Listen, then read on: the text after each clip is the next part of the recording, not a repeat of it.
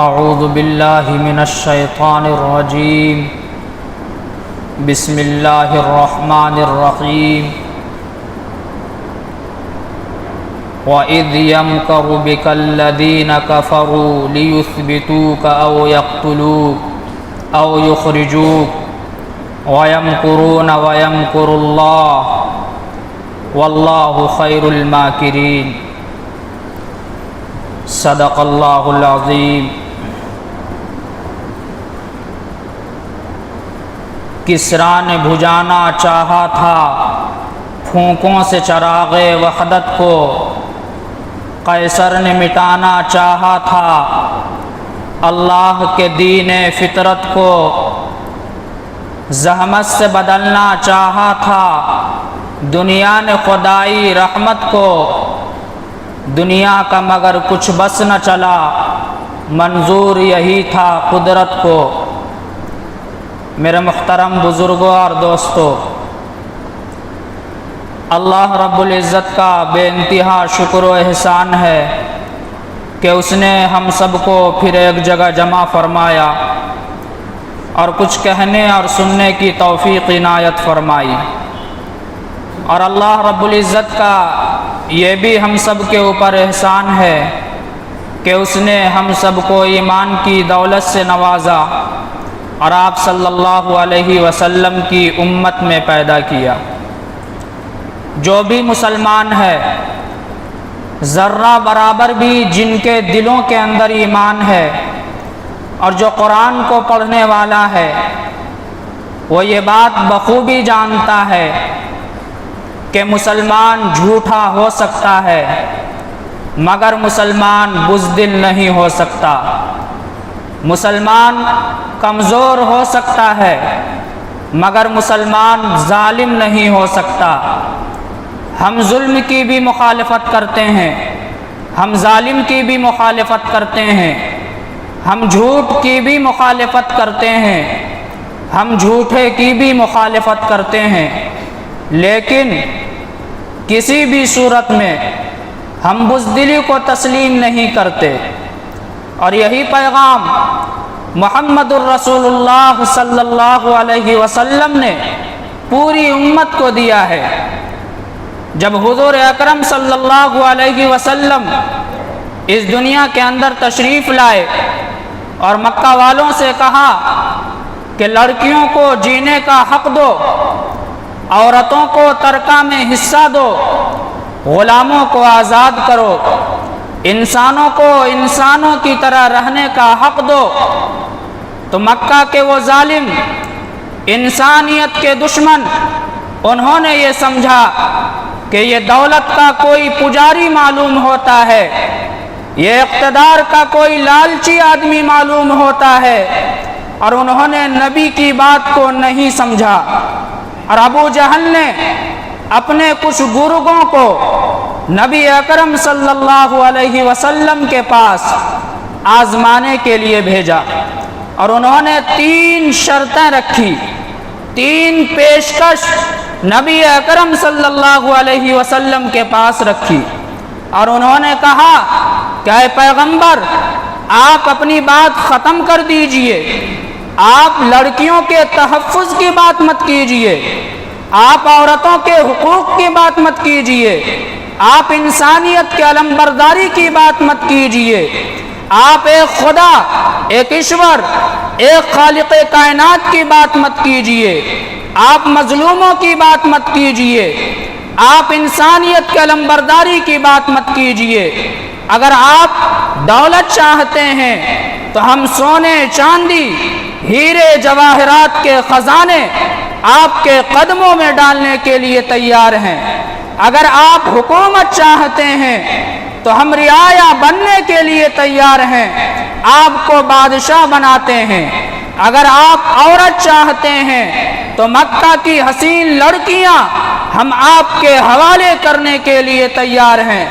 اس سے پتہ چلا دنیا کے لوگ یا تو سکوں کی جھنکار پر بکتے ہیں، دنیا کے لوگ یا تو اقتدار کی زنجیر میں جکڑ دیے جاتے ہیں، دنیا کے لوگ یا تو عورت کے پازیب کی جھنکار سے متاثر ہوتے ہیں، لیکن پیغمبر نے جواب دیا کہ اے سکوں کی بات کرنے والوں، اے اقتدار کی زنجیر میں جکڑنے والوں، اے عورتوں کی سائے کی بات کرنے والوں، یاد رکھو، کان کھول کر سن لو، اگر تم محمد الرسول اللہ صلی اللہ علیہ وسلم کے ایک ہاتھ میں سورج کو نوچ کر لا کر رکھ دو اور دوسرے ہاتھ میں چاند کو توڑ کر لا کر رکھ دو، پھر بھی محمد الرسول اللہ ایک قدم تو اس مشن سے کیا، ایک انچ بھی پیچھے ہٹنے کے لیے تیار نہیں۔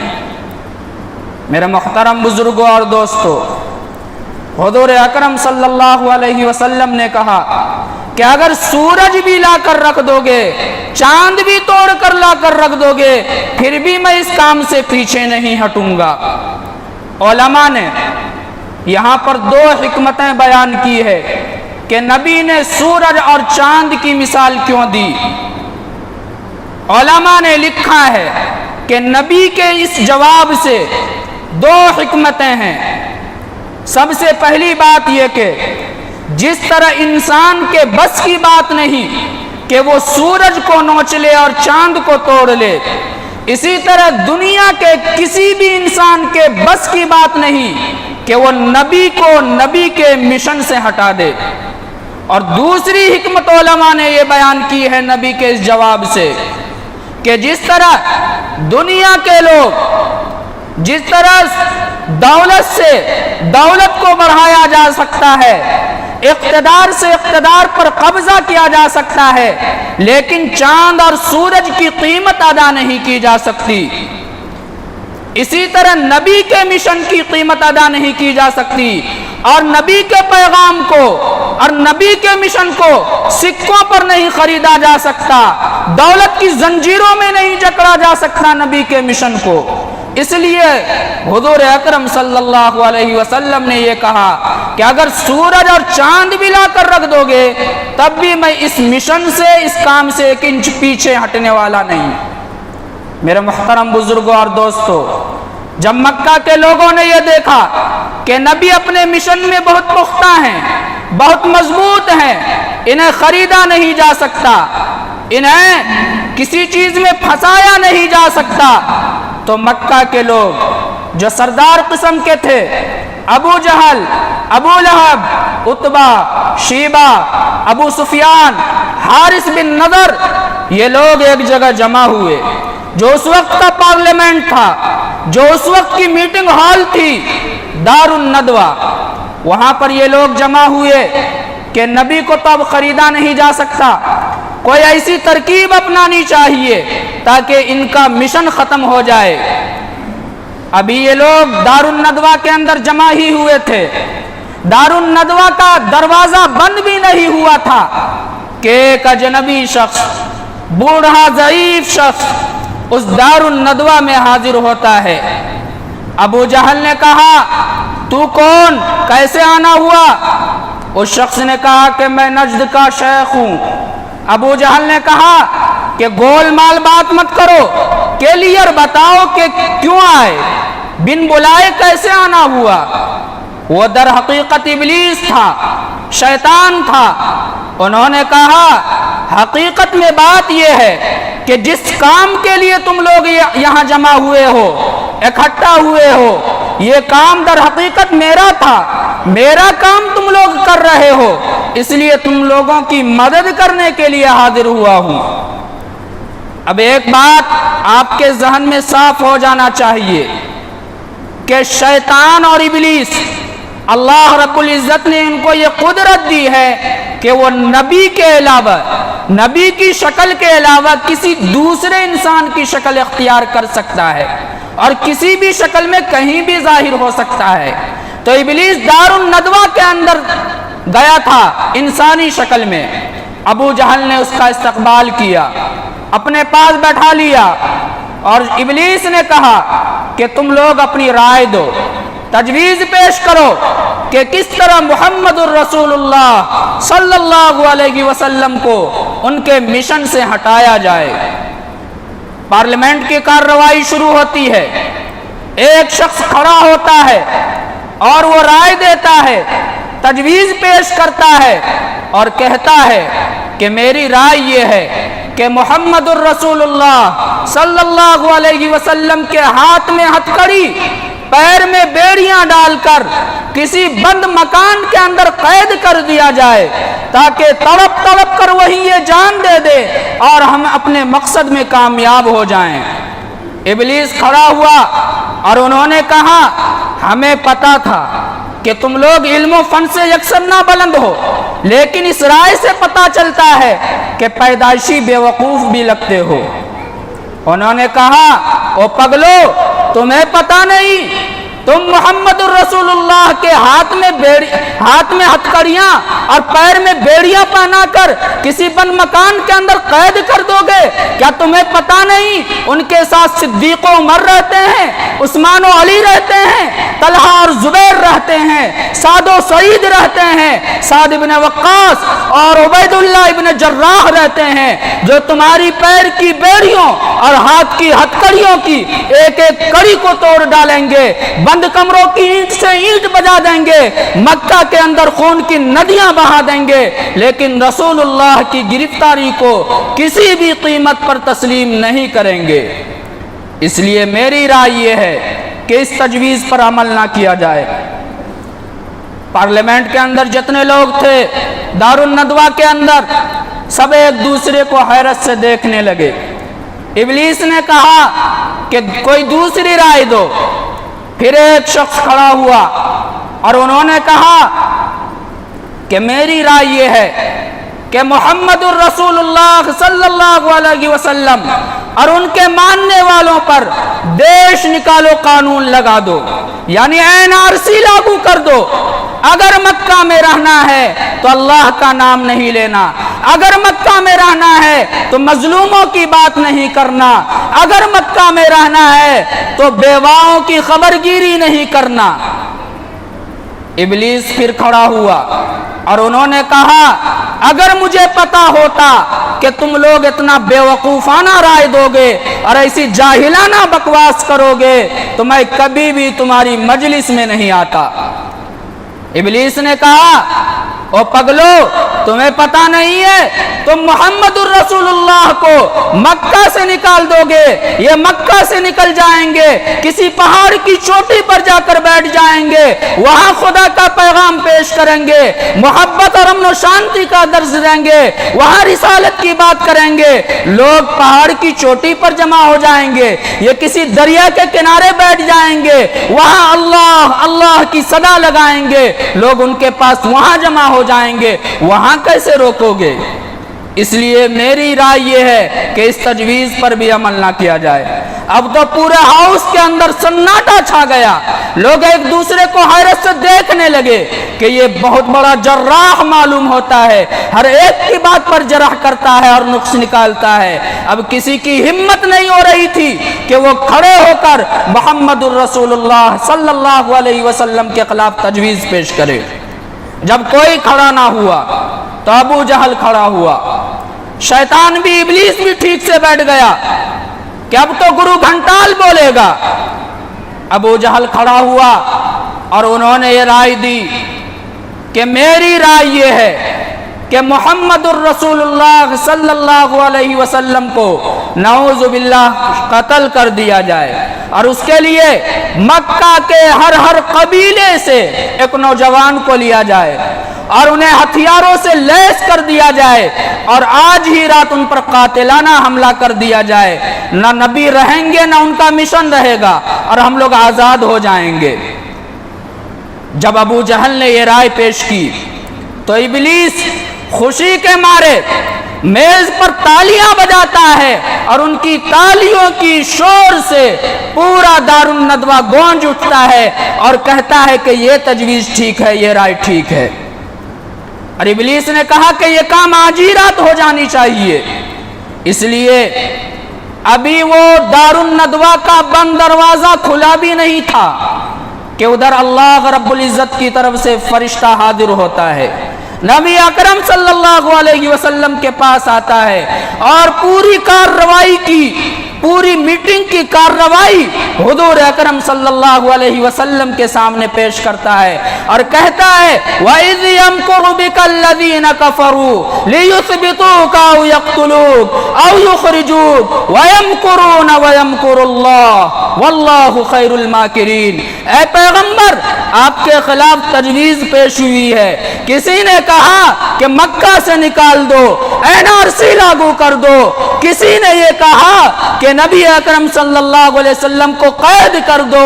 आखिर में इस तजवीज़ पर सब मुत्तफिक हो चुके हैं कि आज रात आप पर कातिलाना हमला किया जाएगा। इसलिए पैगंबर, आज रात आप अपने बिस्तर पर ना सोएं, आप यहाँ से निकल जाएं, हिजरत कर जाएं। पैगंबर ने, हुजूर अकरम सल्लल्लाहु अलैहि वसल्लम ने हजरत अली को बुलाया और कहा कि अली, आज रात तुम मेरे बिस्तर पर आराम करोगे।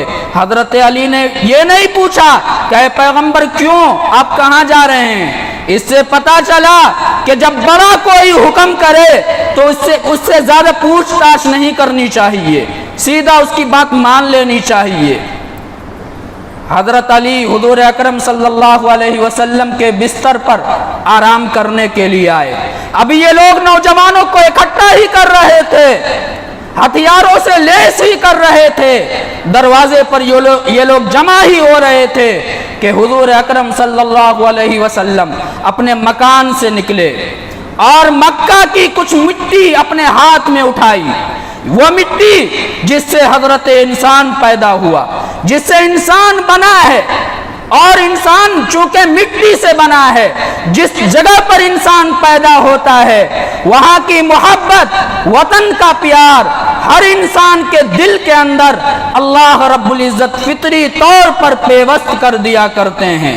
यही पैगाम कुरान पेश करता है, मिनहा खलकनाकुम व फीहा नुईदुकुम व मिनहा नुखरिजुकुम तारतन उखरा। जो ईमान वाला है, कुरान पढ़ने वाला है, वो अच्छी तरह ये बात जानता है, वतन से मोहब्बत करना, वतन से प्यार करना, वतन की खिदमत करना, ये ईमान वालों की पहचान है, ये मुसलमानों की पहचान है। वतन से गद्दारी हो और दिल के अंदर ईमान हो, ये हो नहीं सकता। जिस तरह एक बर्तन के अंदर आग और पानी को जमा नहीं किया जा सकता, इसी तरह एक दिल के अंदर ईमान भी हो और वतन से गद्दारी भी हो, नहीं हो सकता। तो हुजूर ने मक्का की मिट्टी उठाई और वो मिट्टी वो लोग जो दरवाजे पर खड़े थे उनके सरों पर डालते हुए चले गए। इसका असर क्या हुआ? इसका असर ये हुआ कि हुजूर अकरम सल्लल्लाहु अलैहि वसल्लम सबको देख रहे हैं और किसी ने आपको नहीं देखा। जब आप चले गए तो एक दूर से आने वाले शख्स ने कहा कि तुम लोग यहाँ किसके इंतजार में? उन लोगों ने इशारे से कहा मालिके मकान के इंतजार में। उन्होंने कहा कि वो पागलो, वो तो चले गए। जब ये लोग मकान के अंदर देखे गए तो देखा वहां अली हैं, नबी नहीं हैं। ये लोग अबू जहल के पास भागते हुए आए और कहा कि अबू जहल, नबी तो चले गए। अबू जहल ने कहा कि तलाश करो, मक्का के चौक और चौराहे पर जाओ, मक्का की पहाड़ियों पर सरपट घोड़े दौड़ाओ, तेज रफ्तार घोड़े दौड़ाओ, और जो मोहम्मदुर रसूलुल्लाह सल्लल्लाहु अलैहि वसल्लम को गिरफ्तार करके लाएगा उसे 100 सुर्ख ऊंट इनाम में दिया जाएगा। जब इनाम का ऐलान किया गया तो सुराका बिन मालिक, जो उस वक्त तक ईमान नहीं लाए थे, इनाम की लालच में अपनी बीवी से कहता है कि घोड़े को जल्दी से तैयार कर दो और मकान की पिछली जानिब खड़ा करो, दरवाजे की तरफ से मैं नहीं निकलूंगा। अगर दरवाजे की तरफ से गया तो लोग जान लेंगे कि सुराका पहले निकला है, इसलिए इनाम पा जाएगा। सुराका बिन मालिक मकान के पिछली जानिब से निकलते हैं और नबी को तलाश करते करते नबी के करीब पहुंच जाते हैं। सिद्दीक अकबर उस सफर में हुजूर अकरम सल्लल्लाहु अलैहि वसल्लम के साथ हैं। صدیق اکبر نے جب یہ دیکھا کہ سراقہ بالکل قریب آ چکے ہیں، انہوں نے کہا کہ پیغمبر غار سے بچے، پہاڑ پر پھنسے، یہ سراقہ تو بہت قریب آ گیا ہے۔ حضور اکرم صلی اللہ علیہ وسلم پر وحی نازل ہوئی، لا تحزن ان اللہ معنا، اے پیغمبر غم مت کرو، فکر مت کرو۔ پیغمبر نے پیچھے پلٹ کر دیکھا، سراقہ جس گھوڑے پر سوار تھا اس گھوڑے کا پاؤں پہاڑ کی پتھریلی زمین میں دھسنے لگا۔ سراقہ پریشان ہو گیا، پہاڑ پر گھوڑے کا پاؤں دھس رہا ہے، وہ زور سے چیخنے اور چلانے لگا اور کہتا ہے اے پیغمبر دعا کر دیجئے، آپ کا پیچھا نہیں کروں گا۔ حضور اکرم صلی اللہ علیہ وسلم نے دعا فرمائی، گھوڑا نکل گیا زمین سے۔ سراقہ حضور اکرم صلی اللہ علیہ وسلم کے قریب گیا اور کہنے لگا اے پیغمبر کلمہ پڑھا دیجئے، میں ایمان لانا چاہتا ہوں۔ حضور اکرم صلی اللہ علیہ وسلم نے کہا اے سراقہ میں سکہ نہیں دے سکتا، میں اقتدار نہیں دے سکتا، ادھر ابو جہل کی طرف سے تمہیں 100 سرخ انعام اونٹ انعام میں ملیں گے، لیکن میں یہ سب نہیں دے سکتا۔ سراقہ کہنے لگا کہ اے پیغمبر میں سکوں کی بدولت ایمان نہیں لا رہا، میں اقتدار کی لالچ میں ایمان نہیں لا رہا، میں تو آپ کی دیانت داری کو دیکھ کر، آپ کے اخلاق کو دیکھ کر، آپ کی امانت داری کو دیکھ کر اسلام قبول کر رہا ہوں۔ حضور اکرم صلی اللہ علیہ وسلم نے سراقہ کے لیے دعا فرمائی اور کہا کہ اے سراقہ تو نے آج ابو جہل کے انعام کو ٹھکرایا ہے، ایک وقت ایسا آئے گا کہ تمہارے ہاتھوں میں، تمہاری کلائیوں میں کسرا کے کنگن ڈالے جائیں گے۔ حضرت عمر بن خطاب رضی اللہ عنہ کا زمانہ آیا، سراقہ بن مالک بیمار پڑے، امیر المومنین اس کی عیادت کے لیے گئے اور کہنے لگے اے سراقہ کچھ قرض ہو تو بتاؤ، بیت المال سے ادا کر دیا جائے، کچھ خواہش ہو تو بتاؤ تاکہ اس کی تکمیل کی جائے۔ سراقہ بن مالک بستر پر لیٹے ہوئے تھے، اٹھ کر بیٹھ گئے اور کہنے لگے اے امیر المومنین آپ کیا سمجھتے ہیں کہ میں اس بیماری میں مر جاؤں گا؟ نہیں، ابھی میں مرنے والا نہیں، ابھی نہیں مروں گا۔ حضرت عمر ابن خطاب چونک گئے اور کہنے لگے اے سراقہ بہت بڑا دعویٰ کر رہے ہو، اور کس بات کا دعویٰ کر رہے ہو؟ موت و حیات کا دعویٰ کر رہے ہو؟ کس کے سامنے دعویٰ کر رہے ہو؟ اس عمر ابن خطاب کے سامنے جس کی آواز کا احترام مدینہ کی ہوائیں کرتی ہے، جس کے درے کا احترام عرب کی مٹی کرتی ہے، جس کے قلم کا احترام دریائے دجلہ کی لہریں کرتی ہے۔ سراقہ بن مالک نے کہا کہ امیر المومنین ہمیں پتہ ہے، لیکن مجھے نبی کی بات پر اس طرح یقین ہے جس طرح میں اپنی آنکھوں سے سورج کو دیکھ رہا ہوں اور زمین کو دیکھ رہا ہوں، اسی طرح نبی کی بات پر یقین ہے۔ نبی نے یہ پیشین گوئی کی تھی کہ سراقہ ایک وقت ایسا آئے گا کہ تمہاری کلائیوں میں کسرا کے کنگن ڈالے جائیں گے، اور ابھی تک میری کلائیوں میں وہ کنگن نہیں ڈالے گئے، اس لیے مجھے یقین ہے کہ ابھی میں مر نہیں سکتا۔ حضرت عمر بن خطاب رضی اللہ عنہ کے زمانے میں روم و ایران فتح ہوا، کسرا کے کنگن مال غنیمت کے طور پر پیش کیا گیا۔ عمر بن خطاب رضی اللہ عنہ نے سراقہ بن مالک کو بلایا اور ان کے کلائیوں میں کسرا کے کنگن ڈالے۔ سراقہ بن مالک رونے لگے اور کہنے لگے اے امیر المومنین یہ میری کلائیوں میں کنگن نہیں ڈالے جا رہے ہیں، بلکہ یہ کنگن میری موت کا پیغام لایا ہے۔ آج نبی کی پیشین گوئی پوری ہو چکی ہے، اب میرا وقت آ چکا ہے۔ میرے محترم بزرگوں اور دوستو، اسلام سکوں کی بدولت نہیں پھیلا، اسلام اقتدار کی لالچ میں نہیں پھیلا، بلکہ اسلام پھیلا ہے حسن خلقی کی وجہ سے، اسلام پھیلا ہے امانت داری کی وجہ سے، اسلام پھیلا ہے دیانت داری کی وجہ سے۔ یہی پیغام دنیا والوں کے سامنے آج پیش کرنے کی ضرورت ہے۔ اللہ رب العزت ہم سب کو حضور اکرم صلی اللہ علیہ وسلم کے نقش قدم پر چلنے کی توفیق عطا فرمائے اور کہنے سننے سے زیادہ عمل کی توفیق عطا فرمائے۔ وما علینا الا البلاغ۔